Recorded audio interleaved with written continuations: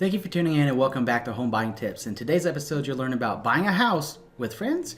How does that work and what should you be looking for and the considerations that you want to ask yourself and your friends before you go ahead and sign that dotted line. My name is Andrew Finney. Please consider me your real estate geek. I'm always here to help. My contact information is in the show more description below. Feel free to hit me up to say hi or if you need help finding a great agent where you live.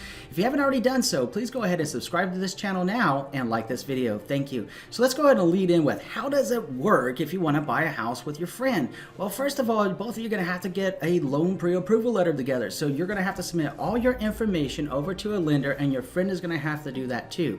And the reason that this happens whenever people say, hey, you know, what about buying a house together? We're such great friends. We're besties. We're best friends forever, or whatever your phrase is for your best friends, you know, bros or, you know, ladies or whatever, right? And you guys are out there, you're hanging out and you're saying, hey, you know what? It'd be really cool to be able to buy a house, and you start talking and you're like, hey, I want a 3-bedroom home. And they say they want a 3-bedroom home. Oh, I want a yard. Oh, I want a yard. And that's how that comes up. But you're going to need to get that loan pre-approval letter first, and you need to know some really important things like, other than finding the right home and getting the loan pre-approval stuff done, you need to know who's going to hold title and how are you going to hold title, some different considerations, what are the legal ramifications, the pros and cons of it, and that's what we're going to talk about. So how does this work? You know, lots of people and lots of friends, especially in today's real estate market, might be considering this option as a path towards home ownership. So you're going to have some different ways of doing that. Maybe even your best friend's your cousin or something, and you guys want to go ahead and do that. The first consideration that you're going to want to make is how are we going to hold title? You know, it's very common that people that are friends or family that buy a home together get what's called tenants in common or joint tenants with rights of survivorship. And joint tenants with rights of survivorship are something that you normally see with married couples.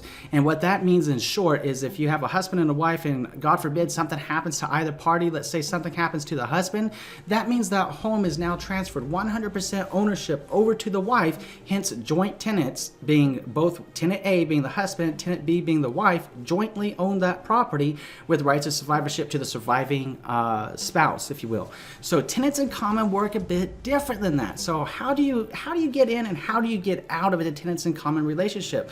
Well, getting into a tenants in common, it's important to understand that the shares of the home, if you take a home and you say it's 100 shares, right? And then let's say there's only 2 people involved and you guys want to split it evenly, then 50% of the shares or 50 shares would be owned by friend 1 and 50 shares would be owned by friend 2, okay? It doesn't always have to be equal. It could be based upon how much money somebody comes up with to put into the home, and you could divide out the shares based upon those percentages. But it's important to understand that both of you will hold a legal separate title and claim to that home underneath the tenants' common way of holding ownership. And there are no rights of survivorship. So if something happens to friend 1 or friend 2, then the other friend doesn't automatically assume ownership of that home. They have shares. Those shares can be passed on to their family, to their other friends, to somebody that you might actually hate if you're in that situation. Let's say that you guys are cousins or something and you bought this home together with tenants in common and you don't like cousin 3 over here, and cousin 3 is the one that cousin 2 left it to, and now you're living in a house with someone you don't even like. So I mean, that's a risk of tenants in common with buying a home as friends or family members together, and it's something to consider about and think about whenever you're having that conversation up front, because you don't want to strain your familiar relationship or strain your friendship because of a house or a financial situation. So it's really important to know that. So ways of getting out, you know, what happens if friend 2, let's say, gets married and they want to go buy a house with their new loved one, you know, whether it's their husband or whether it's their wife or what have you. They want to move on. And so there's a couple of different options. Either you guys can choose to collectively sell the home together and take out your equal amount of shares based upon that amount. So if it was, again, back to the example that we just made a moment ago, friend 1 had 50 shares, friend 2 had 50 shares, then you just divide the debts and the profits evenly on that property when it comes time to sell and cash out that way.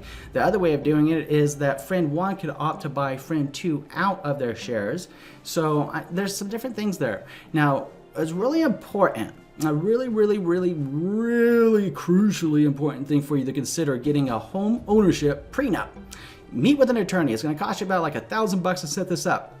And you're going to want to look at 3 different things with that real estate attorney as far as what you're going to do, because these things can get a little bit complicated and we don't want it to go so wrong. So protect yourself by getting that prenup up front, that home ownership prenup.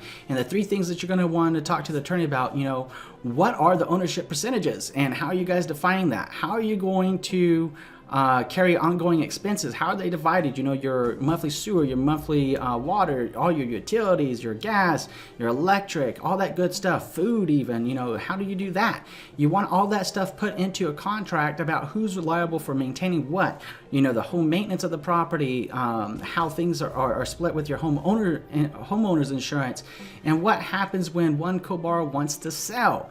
Are you going to have first right of refusal, essentially? So friend 1 having first right of refusal says, hey, or first right of acceptance rather, says, hey, friend 2, before you decide that you want to just sell your shares to somebody else, or we have to put the home up on the market, I want first right to buy this property from you.